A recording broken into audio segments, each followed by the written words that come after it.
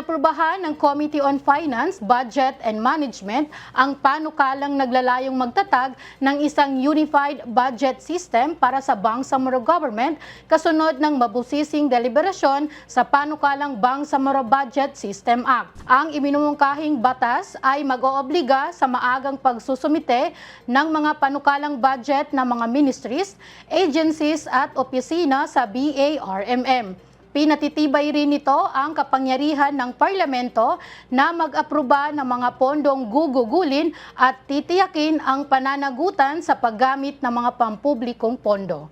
Sa ilalim ng naturang panukala, magtatatag ng isang Bangsamoro Budget Coordinating Committee na magsisiguro ng epektibong proseso ng pagbabudget sa pamamagitan ng pagtatakda ng mga alituntunin.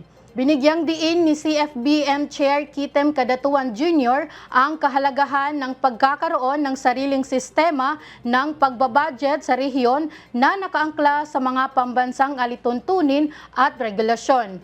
Ayon pa rito, sa pamamagitan ng panukalang batas ay magkakaroon ng malinaw na mga hakbang ang rehiyon hinggil sa pagsasagawa ng mahusay na proseso ng pagbabudget at magbibigay daan upang magkaroon ng maayos na sistemang pinansyal ang Bangsamoro Government. Bangsamoro Budgeting System Act na encapsulate na natin kung ano yung mga steps sa budgeting process. So we have your budget preparation, budget legislation, budget implementation, as well as budget accountability. Meaning to say, pag meron tayong codification and in fact batas ng yung mga steps, how do we conduct an efficient budgeting process, then hindi na nalilito yung the people as well as the members of parliament and also the ministries on what steps to take para ma-enact yung budget.